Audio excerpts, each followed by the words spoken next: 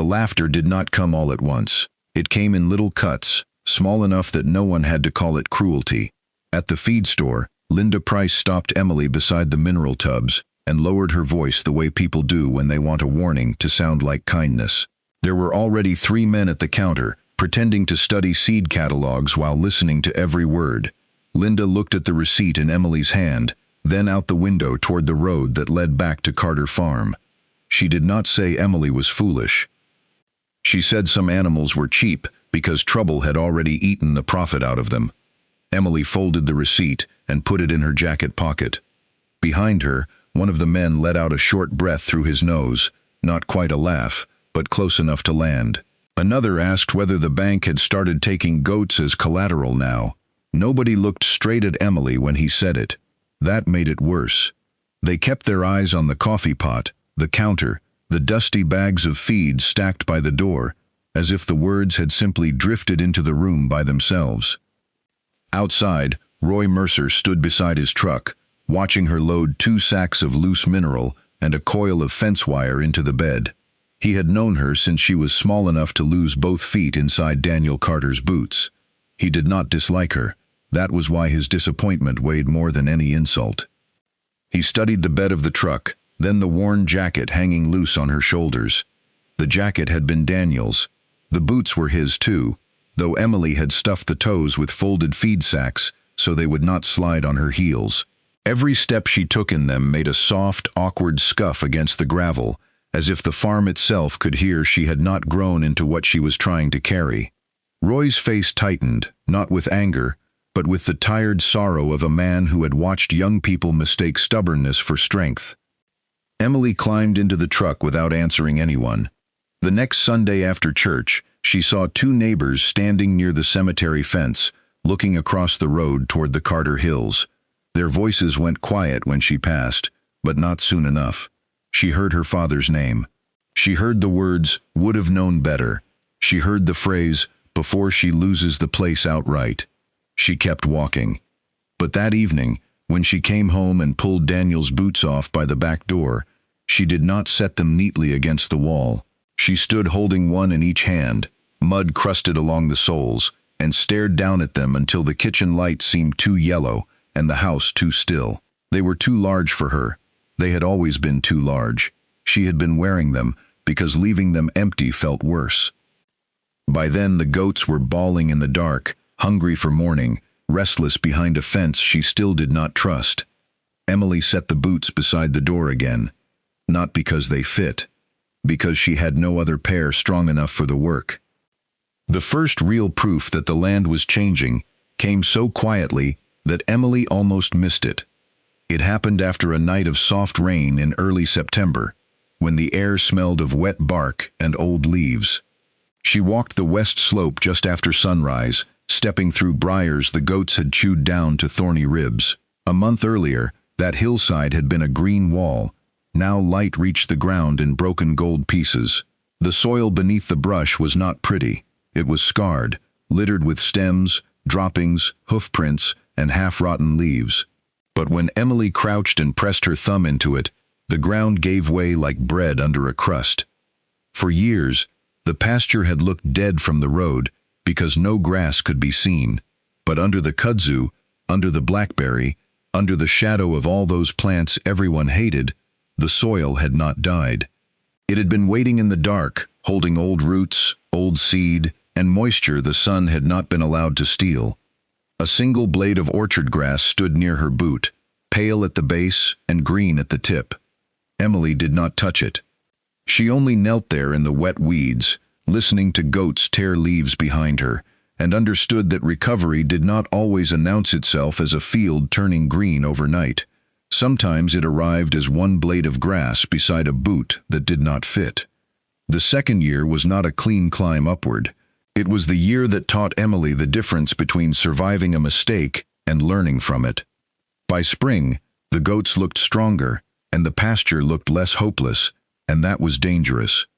Hope made her move faster. Hope made her trust a hillside she had not fully earned yet. When the first flush of green came in, she opened a larger section of the west slope, thinking the herd could clean it in one hard push. The brush was thick, The goats were eager, and for 2 days it looked like the kind of progress a person could point to from the road. Then the weather turned. A cold rain came after midnight, thin at first, then steady enough to beat silver lines off the barn roof. By dawn, the west slope was slick and dark. The goats had crowded under a poor strip of shelter near the cedar trees. The stronger animals had pushed inward. The weaker ones stood at the edges, wet to the skin. Emily found the first kid lying beside a tangle of rose canes, its body no heavier than a folded coat. She carried it back to the barn with both hands, Daniel's boots slipping in the mud, because the hillside had become too steep for grief and rubber soles. By noon, she had found another. By nightfall, 2 more were weak enough that she brought them into the old milk room, wrapped them in towels, and sat on an overturned bucket while the rain kept falling. The room smelled of iodine, wet wool, and old concrete. A heat lamp glowed red over the straw. One kid breathed with a thin clicking sound that made Emily count every breath without meaning to. She rubbed its side until her fingers cramped. Outside, the herd shifted and cried in the dark. No one from town saw that part. No one at the feed store would ever know how long she sat there with mud drying on her jeans and Daniel's boots lying on their sides beside the door. They would not know that she opened her grandfather's notebook 3 times that night and could not read the words because her eyes would not settle. They would not know that just before dawn she pressed her forehead against the milkroom wall and stayed there, silent, while one of the kids stopped moving.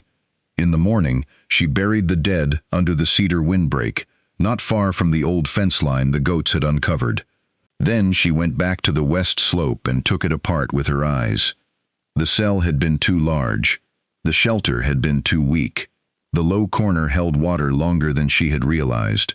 The young ones had needed a dry place before the storm, not after it. She had read the brush correctly, and the weather poorly. That was the sort of lesson land gives without softening the cost. For the next 6 weeks, Emily slowed everything down. She cut the grazing cells smaller. She moved the herd before the ground showed bare patches. She built low rain shelters from cattle panels, scrap tin, and cedar posts dragged from the creek bank. She marked wet pockets with strips of orange tape. She walked the fence lines before storms instead of after them. She watched the weakest animals first, not last. The county saw only that the goats were still there. Emily saw the names she had written in her notebook and then crossed out. That year, success did not feel like winning. It felt like keeping more alive than she lost. When the 3rd summer turned dry, the whole county began to tighten around the same fear. At first, the drought made people irritable. Then it made them quiet. By July, dust lay on the leaves of roadside sycamores, and the creek stones showed white in the sun. Hay fields stood short, their stems brittle enough to crack under a boot. Cattle gathered at gates long before feeding time, bawling at men who had nothing extra to give them. At Carter Farm, the front pasture browned like everybody else's. That was what people saw from the road. What they could not see was the shade under the worked brush, the broken stems lying over the soil like a rough blanket, the manure pressed into the ground by hundreds of small hooves, the coolness that stayed beneath it after noon. They could not see how the goats moved through plants cattle refused, stripping leaves from honeysuckle, nipping kudzu regrowth, nosing into blackberry canes that still held green when open pasture had gone the color of rope. Emily saw it because she had learned to look low. She knelt in the west pasture one afternoon when the air shimmered over the fence posts and dug her fingers into the soil beneath a mat of trampled leaves. The top inch was dry. Beneath that, the earth still held together, darkening the lines of her knuckles. Across the road, Roy Mercer's pasture had cracked open in thin gray seams. That was when she understood the goats had done more than feed themselves. They had turned shade, brush, manure, and time into cover. They had helped the land keep what little water the sky had given it. They had made the worst part of the farm into the part that endured. But endurance was not enough for the bank. The letter came on a Thursday, folded clean inside an envelope with the bank's name printed in blue. Emily opened it at the kitchen table, with dust still on her face, and a water receipt beside her elbow. Mr. Hollis was calling the note under review. Not foreclosure yet, not final, but close enough that the words made the room narrow around her. She had 30 days to show repayment capacity, asset protection, and a credible plan for the coming year. 30 days, in a drought, with hay prices climbing and neighbors selling cattle before the auction barns overflowed. For the first time in 3 years, Emily thought of selling the back 40 not as surrender, but as relief. She stood at the mudroom door that night and looked at Daniel's boots. They were no longer stuffed with feed sacks. Her feet had grown into them better, or maybe she had simply learned how to walk without letting the extra room throw her off balance. The leather had cracked where his feet had cracked it first. Her mud had filled the seams over his. She touched one boot with the toe of her sock. Then she went back to the table and began laying out every receipt she had. The meeting at the bank did not begin with respect. It began with silence. Mr. Hollis sat behind his desk with 2 other people in the room, a younger loan officer from the regional branch and a woman from Agricultural Risk Review who had never set foot on Carter Farm. Emily had expected Mr. Hollis. She had not expected an audience.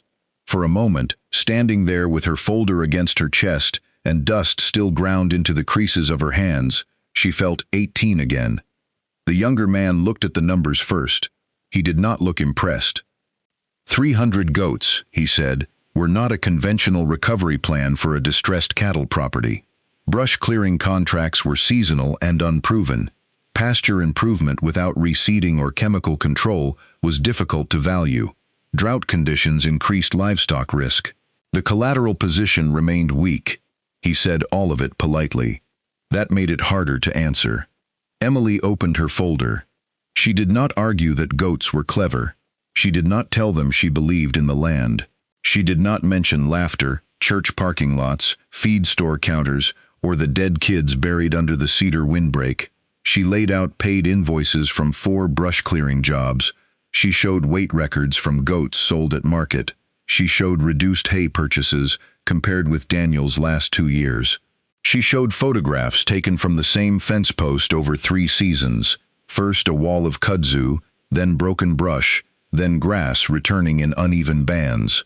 She showed a grazing chart marked with dates, rest periods, losses, treatments, and income. The younger loan officer flipped through the pages. The risk review woman paused at the photographs. Mr. Hollis said nothing. Then the younger man reached the page with projected income and shook his head slightly. The bank could not lend against hope, he said. A few good months did not erase years of weakness. Without a larger payment or land sale, the file would likely move forward. Emily looked down at the folder. For one tired second, she could hear every voice that had ever said her father would have known better. Then Mr. Hollis stood. He did not raise his voice.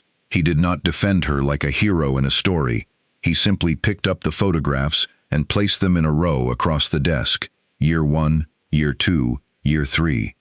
In the first, the fence was invisible. In the second, it showed through the brush. In the third, grass had come back beneath the trees. He said he had financed farms in that county for 30 years, and he knew the difference between a miracle and maintenance. This was not a miracle. This was documented improvement. This was reduced purchased feed in a drought year. This was income from land previously considered non-productive. This was a borrower who knew her cost per head, her losses, her carrying capacity, and the weak corners of every fence on the place. He turned the last photograph toward the regional officer. Then he said the bank had been wrong to value the back 40 as if it were dead ground. Emily did not move. The room stayed quiet long enough for the air conditioner to click on. The decision that followed was not generous. It was conditional, strict, and written in language that left no room for romance. Emily had to make a partial payment from her fall contracts. She had to report quarterly income. She had to maintain insurance and provide updated herd records. The bank would restructure the most dangerous part of the note for 1 year, not because anyone felt sorry for her, but because the farm had finally produced evidence stronger than doubt. When Mr. Hollis handed her the papers, His fingers rested on the edge a moment longer than necessary. Not an apology. A recognition. Emily signed with a hand that did not shake until she reached the truck. Outside, she sat behind the wheel and looked down at Daniel's boots on the floorboard, their toes dusty against the pedals. For 3 years, she had worn them like a question people kept asking her. Could she fill them? Could she carry what he left? Could she stand where he had stood without losing the farm beneath her? That day, for the first time, they did not feel too large. Not because she had become her father, because she had stopped trying to. The following spring, Carter Farm did not look rescued in the way outsiders might imagine. The barn still leaned a little. The tractor still smoked on cold mornings. The pasture still held thorn patches that would take years to manage. Debt still sat in the desk drawer, folded into statements and due dates. But the land had changed. In the west pasture, grass lifted through last year's litter in soft green tongues. Clover gathered in the low places where the goats had trampled stems into the soil. The creek bank held firm under sycamore roots and chewed back honeysuckle. Earthworms appeared beneath the damp cover when Emily turned a small stone with her boot. In the evenings, cattle grazed behind the goats, taking what had returned after the brush opened and the soil cooled. Emily began leaving Daniel's boots in the mudroom instead of by the kitchen door. At first, it felt like betrayal. Then, it felt like order. His boots no longer needed to stand guard beside the room where he had paid bills and worried over weather. They belonged with the tools now, with the fencing pliers, the worn gloves, the buckets, the mud, the life of the farm still moving in and out every day.